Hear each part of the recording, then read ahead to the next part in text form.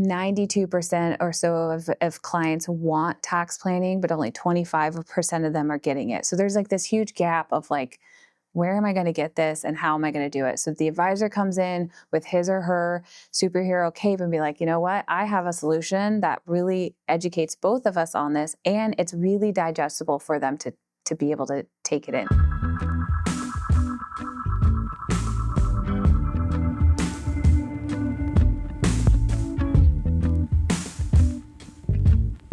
Welcome back to another episode of The Advisor Journey. I'm Desarte Yarnway with my partner in wealth, Will Steiner. Will, how you doing? Doing great, as always. We have Torie Happe here with us today, and we're so excited. Torie, thanks for joining us. Yeah, thanks for having me. So this is your first time on the podcast. Yeah. Right? So why don't you introduce yourself to our audience who is eagerly waiting to get to know you? Yeah, I'm Torie Happe, head of partnerships over at Holistiplan. Have been in this space. I feel like I've grown up in this space. I've been with a couple of other companies that have grown to mega companies in our space. I feel like I've been in this space for 10 years now, which I think is a lifetime, but was also in the broker-dealer world for a little bit. I always say that I'm a recovering person from the broker-dealer space. Just always had this knack for wanting to know more about technology. When you get your degree in finance, you think that you are going to be crunching numbers all day long. And I like to tell people like there's other sides to it, right? So being able to sit on the tech side of finance, I think is really fun. Absolutely. So, Torie, the first time I heard about Holistiplan was 5 years ago. It was actually at the old, now Nitrogen, their conference down in Palm Springs. Yeah. And every advisor was like, the best technology is Holistiplan. I don't know if you were even there yet.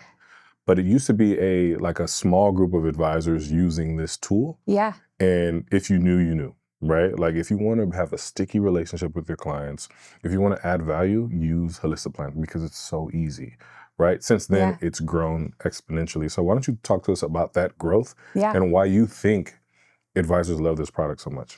Yeah. So I was actually at the Nitrogen event, but I was not with Holistaplan yet. So I got to see them from like the outside in. And you're very right. It was the who's who, like who knows, like it was a very tight-knit community. Roger Pine and Kevin Lozer are two co-founders, started the business kind of in the tax kind of space, right? They grew it very tiny, very small, like they did not do a lot of marketing. It was just kind of like, if you wanted to try it out, like here's a login, like very like grassroots. They just wanted to build, they wanted to make the space better for the advisor and the client to have these tax planning conversations. So yeah, you're right. We were only at that event, I think maybe 1,000 users, maybe.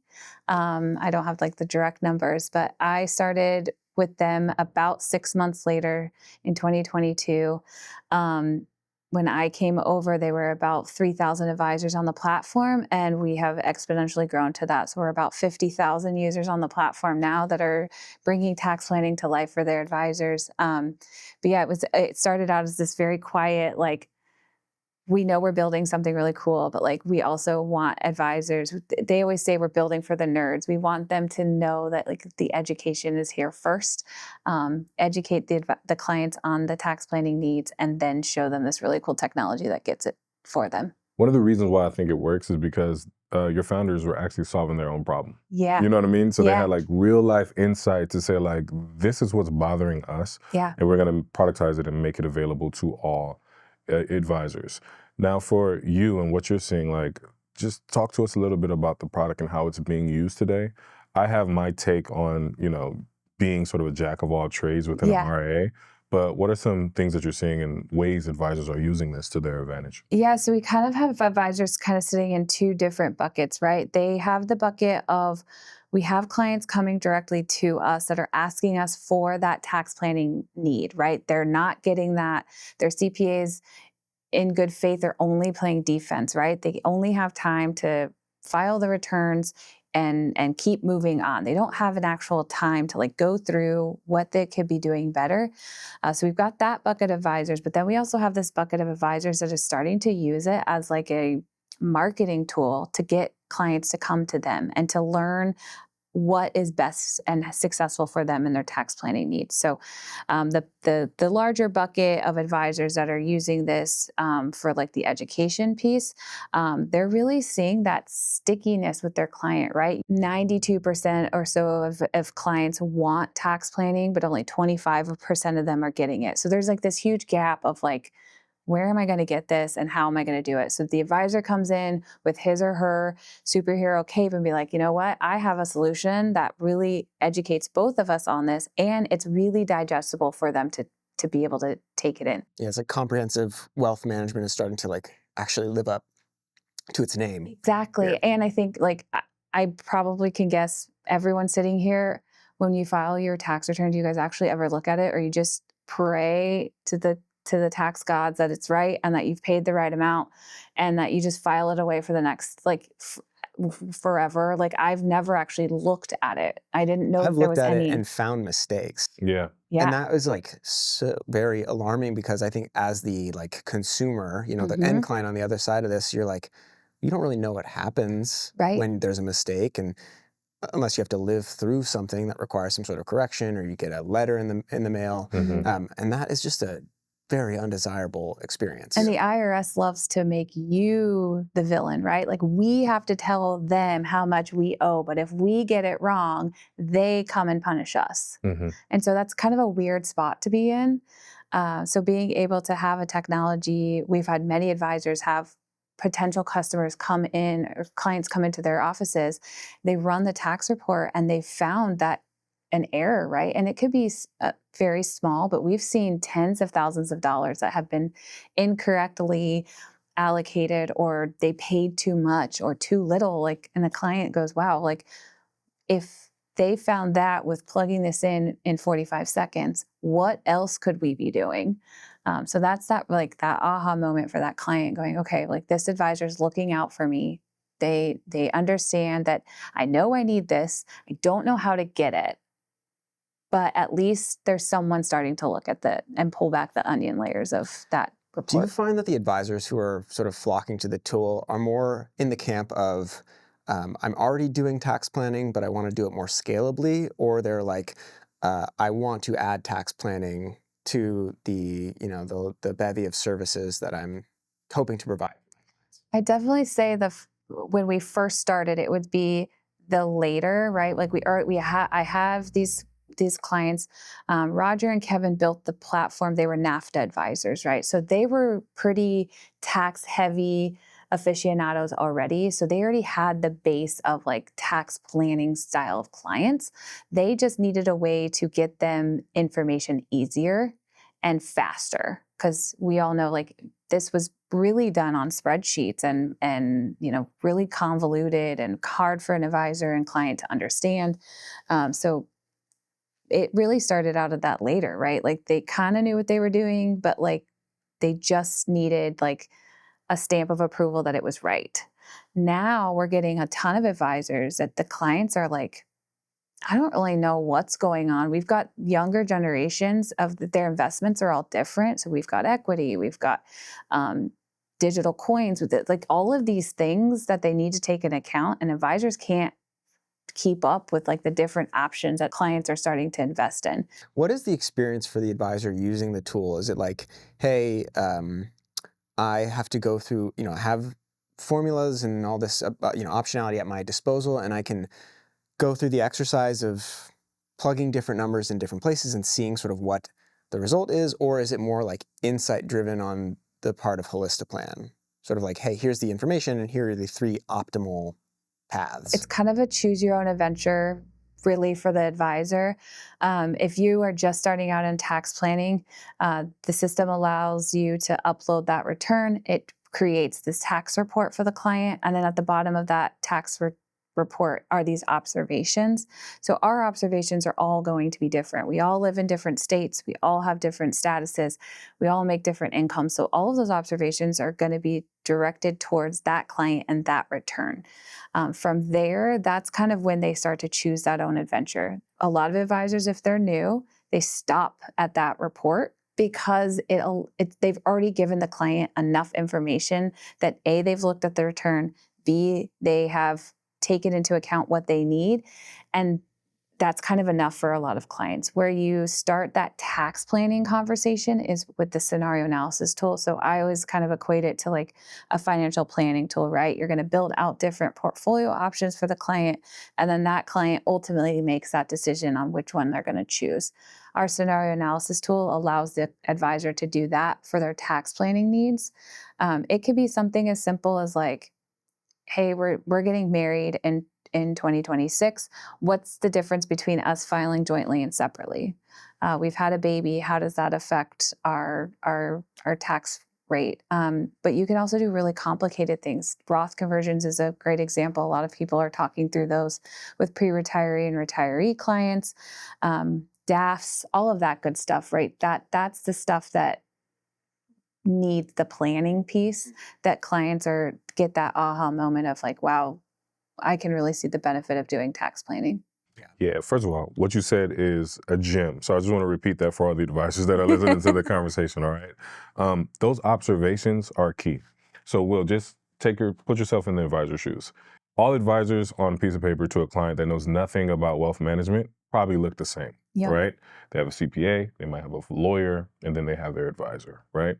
Their advisor typically is just trying to extract dollars out of their pocket and put it into some autopilot portfolio and call them every year, right? But if you're that advisor that now is leveraging tax tools, whether that be Holistaplan or even the altruist tax planning tools, right? If you give them those observations, you have 5x'd what their advisor is probably doing on a tax planning like norm. Like you've already outperformed their existing advisor. So I can't say enough, like as a practicing advisor, how important those observations were. Before you even get to some of the more detailed analysis, just saying like, hey, these are some red flags, right? And you might want to take this back to your CPA because these things could hurt you and they are fixable. So I think one that creates this accountability between the client and the CPA, but it also builds in trust between the client and the advisor because you're going the extra mile. It also starts building that relationship that you're looking for between your CPA and your advisor and ultimately like your estate planning person, right? Like we're trying to create this environment that the client truly feels like all of the needs are being met. It's still a very big relationship business, and making sure that those clients feel taken care of, I think is like a number one priority. And the technology should just support that. It shouldn't be like the end all be all, but it's that supporting piece. Yeah, and I feel like if Jason was here, he would say like better technology, right, equals better experience, which leads to better outcomes, right? So essentially, by making the technology, your clients should have a better experience, right, through working with us, working with a Holistiplan, and then that's going to overall lead to a better outcome for the client. Now, what do you say, Torie, to the advisor that's like, well, you shouldn't really be a jack of all trades, right? You're not really focusing on the thing. If you're adding estate planning, if you're adding, financial or tax planning, what do you say to those advisors who may maybe rebel against the idea of also incorporating more granular tax planning? Yeah, I think it's a great question. I think too, it's very organic. Advisors kind of are leaning towards one thing or another because their clients are telling them what they need. So they ultimately have to lean into what their clients are looking for. And tax planning is one of those things that the client is leaning really hard into, right? I sit in the millennial camp. We have been told since day one, there will be no Social Security for us when we retire. Now, do we think that's going to be true? Who knows, right? But I have to figure out what is plan B. And if I can better my tax chances, my Social Security not being there potentially could help benefit my portfolio. So I think a lot of times it's going to be driven by your clients anyways. And this is a topic of discussion that comes up day in and day out. And especially if you want that generational wealth to stay with you, what the needs of the parents and grandparents are now are not going to be the needs of the children and the grandchildren later. And so being able to plan for that on a tax side to show them that you're doing the best for the portfolio and for their needs just solidifies that with the client. And so being able to show them that this is a really important topic that everyone needs to be having. My son is 12 and he loves to talk about taxes Really? because he doesn't want to pay. He knows the value of a dollar. He knows that investment is really important, but also like ultimately I need to pay taxes to help the world go round. But like, how much of that do I actually need to pay? And so like, if you think about it, our kids are going to start having jobs, right? We don't need to do tax planning for a 15-year-old, but that they're already starting to think about it at a young age. But when they get their first job at 22, 23 years old, there's a lot of tax planning that already needs to start taking place. 401k distributions, all of that craziness. We sitting at this table, we know the acronyms and we know what that stands for. But when you were 22 and I signed up for my first job and my 401k, I know I needed to do it. I didn't know what it was and I didn't know why. And I know I needed to retire. So being able to plan for that, I think, is why. You're not alone. I remember working football camps as a young athlete, and I'm like, who is FICA? Why does he get a portion of my dollar? You know what I mean? I think the first $1 million that Shaq made, he went and bought $1 million worth of stuff and houses. Right. And it's like, oh, I have to pay, $500,000 worth of taxes? Yeah. Like, oh shit.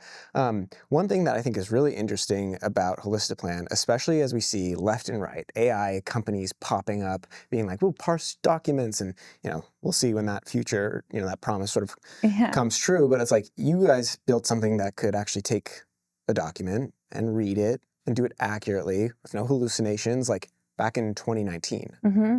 So how are you guys thinking about AI? You have something that works. Right. It works really well. You have a system for updating it, but all around us are these machinations of new technology and new promises. Like, what's the thought process on AI for Holistiplan? Yeah, so we use OCR technology, which is, I would say, like AI What adjacent. does OCR stand for?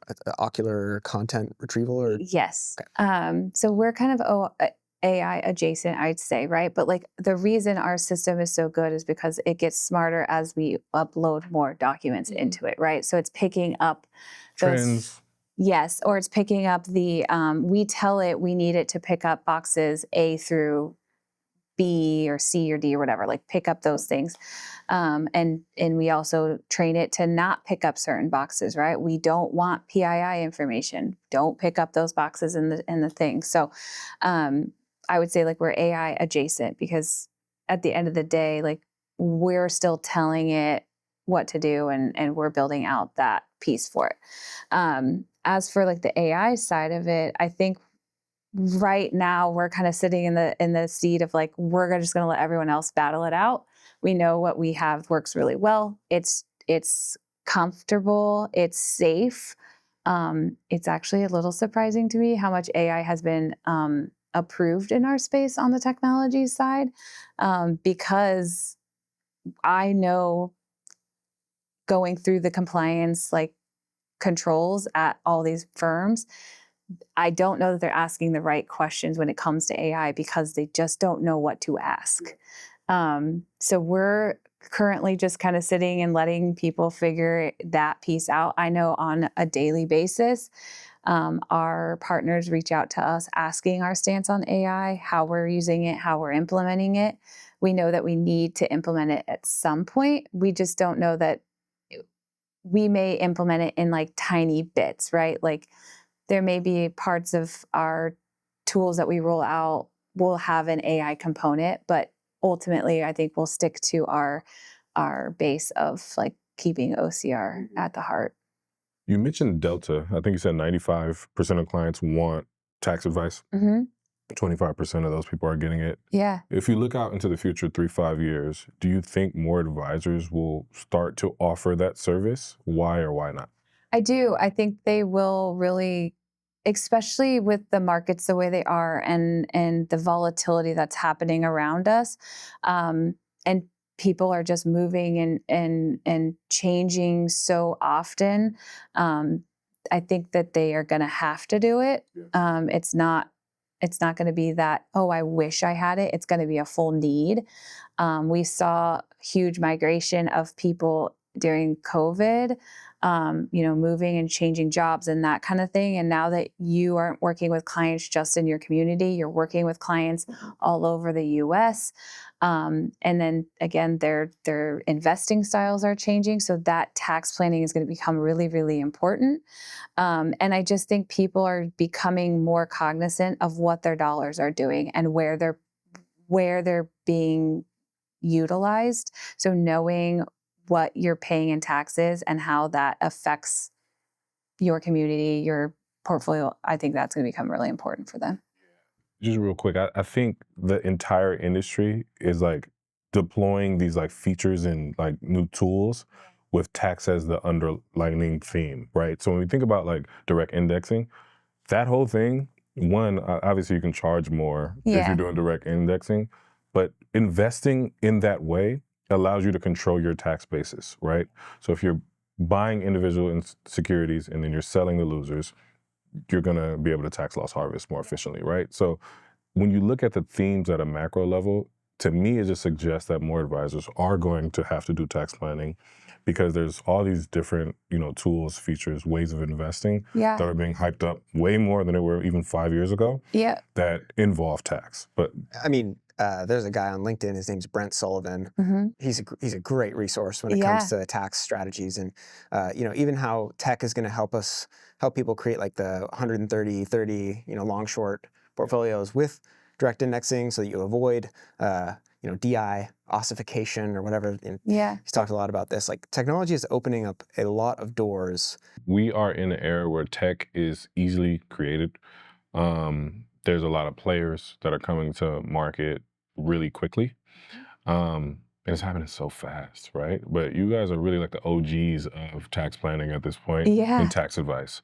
So in a world where people can maybe upload their documents to ChatGPT, or advisors can kind of select their tech stack on what they want to use from a cost efficiency basis, talk to them about like why Holistiplan wins in that conversation when you just have this buffet of options that you can choose from, right? I think even going back to like 2020 or 2019, whenever we were at that Palm Springs thing, we weren't here, and that was such a short time ago. So how does Holistiplan kind of stand out in a world where advisors can say like, I'm just going to use ChatGPT for this same task? Or a client says, I'm just going to use ChatGPT. Right. I will say, like, I love ChatGPT. I love to plug in pictures of my dog and to create him into a human or whatever like, it's fun, right? Like that stuff is fun and it's entertaining and it's easy and it's quick. And I don't have to actually like, I don't know about you guys, but like I have two people that I probably talk on the phone, like physical phone with, one being my mom and the second one being my husband and maybe a best friend. Like I don't want to talk on the phone. Like if I can't get it on my cell phone in a text or an email or some sort of dashboard, I don't want it. And so like ChatGPT makes it very easy because you can just upload it and it's going to be there. But it doesn't take into account like how in depth our technology goes for you, right? It's strictly just looking at the document and being like, this is the best bet because other people have told me that that's what it is, right? Because ChatGPT only learns by other people telling it what is best for you. Where our solution really allows you to, this is like what the tax law truly says. This is how it will pertain to your specific needs and wants. So I think that's really important that, you're getting a true definition based off your exact return through our system. I mean, how many examples do we see on, X or LinkedIn where people are posting screenshots of ChatGPT after they've asked it like, hey, did you make up some of this part of your response? And it's like, guilty as charged. Like I did make it up. I thought I could. Like, is that really the dice you want to roll with the IRS? Right. And I mean, again, the IRS is nice until you make the mistake and then they're ready to come and take it. Right. And so being in the position where you kind of have I've said it once before, but you're wearing the superhero cape. You're the one that's going to come in and be like, I can justifiably stand on the data that we're giving you. This, we can build this right. We're not going to give you 7 fingers and make your Labrador a child today, right? Like we're going to be able to keep that together. What I'm hearing, and it's been a theme with some other guests, Jack Rains, who was on our other show, Money in Motion, trust is the new currency. So one thing you can't get from a AI tool like ChatGPT is trust. But if you're a trusted advisor and you're using this tool, your clients will sort of they trust you, right? And you'll be able to say like, hey, these observations are ones that I've passed through a system that I trust. So I think that's an important sort of differentiator for advisors that might be listening, because clients in technology can get weary. I've had clients that I've had to drive 50 miles so they can sign a form because they weren't comfortable with the technology that I was using, right? So I think advisors should remember that they hold trust, and it's your responsibility to nurture that trust regardless of what tool or piece of technology that you use. And it's still like a relationship business. It doesn't matter how much technology you bring into your practice, it's still relationship based. And you're never gonna have that go away. You're always gonna have that, and that builds on that trust, right? So you are a true human looking at it. Yes, there could be human error every once in a while, but like you're there and you're able to take the responsibility, and they know that, if there was something, I could actually call someone if I wanted to. Like someone is there to help me through this. Yeah, I wanted to ask a question. This is the advisor journey. Okay. And largely what we do is we highlight modern advisors that are growing at a crazy pace. But your business has grown at a crazy pace. And I think some of the characteristics of a fast-growing technology business are similar to some of the characteristics in a fast-growing advisory business, right? So if you can list sort of 3 things that we can discuss that you feel like are sort of the cornerstones of Holistaplan's growth, what would be sort of that 1, 2, 3? I would definitely say flexibility. If you aren't flexible in the growth, then it's going to break you. Something different is going to land on your plate every single day, and you have to be flexible in the space to know like you're okay with that chaos. You're okay with change. You're okay with one client wants X, but you only offer Y. Like, do you actually give in to like what that client needs, right? Because you're building your business. You want to make that person happy, but do they fit into your business, right? So that flexibility of, do I want that client or do I stick to my true self, right? You got to have some flexibility in there because you ultimately need to have those clients come in, but you also need to stick to your true self. I would also say the velocity that things go at. Speed, like just continue to build. I think people get really nervous that the faster they go, they don't want to make a mistake.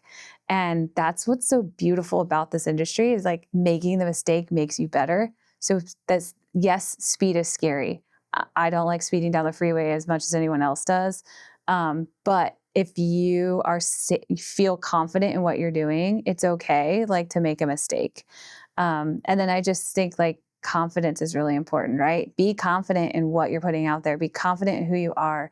Be confident in the mistakes that you make. Like my son is in band, which is also like a very high stress position to be as a parent. He was at his percussion club once, and his director told him, be confident in the mistake that you made. We can all hear it, but if you're confident in that, we will all roll with it and we will all have your back. And I thought that was so beautiful that these kids are trying to not make a mistake and they feel guilty when they make it, but he's telling them to be confident in that. Don't be ashamed to make a mistake. Yeah. First of all, you're raising a little Renaissance man. He plays sports, he knows taxes, and he plays percussion instruments, which is amazing. It's the only child syndrome, I think. That's amazing. But I think oftentimes we have advisors that are on the podcast and they're super technical, right? They're like, well, if you want to be successful, you make sure your portfolios are tilted to this allocation. And, but I think some of those softer skills really do matter, right? You have to move fast. You have to continue to like put one foot in front of the other. Like Will and I have been at Outreach for a while, and I'm pretty sure we all have war stories on how things have shaped up and continue to grow, right? Yeah. So continuing to move fast and be aligned with whatever your mission is, that's huge. Having confidence in knowing that your mission is a mission, and by completing the mission, you'll absolutely help more people, right? And then I think the first one you said was be flexible. Yeah. Because sometimes you have to alter the path just a little bit to get to your destination, right? I think they say that about like sailing, right? If you're like 1 degree off, you'll end up in a totally different side of the world. So I think you have to know where you're going, but be comfortable if something makes you change course.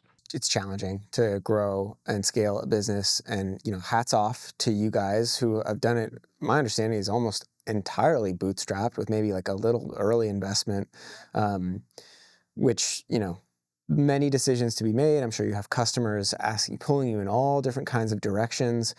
One thing before we go here that I'm just a little bit curious about is like, can you give us a little preview into sort of like the roadmap for Holistiplan? What's coming next? We have been laying out some breadcrumbs of just enhancing what we have, right? Like we know we've got a really great tool behind us, but we want to build that faster. So the Roth projection tool that we've rolled out was one of those, right? That Roth projection tool now allows the advisors to kind of do 5 years of projections.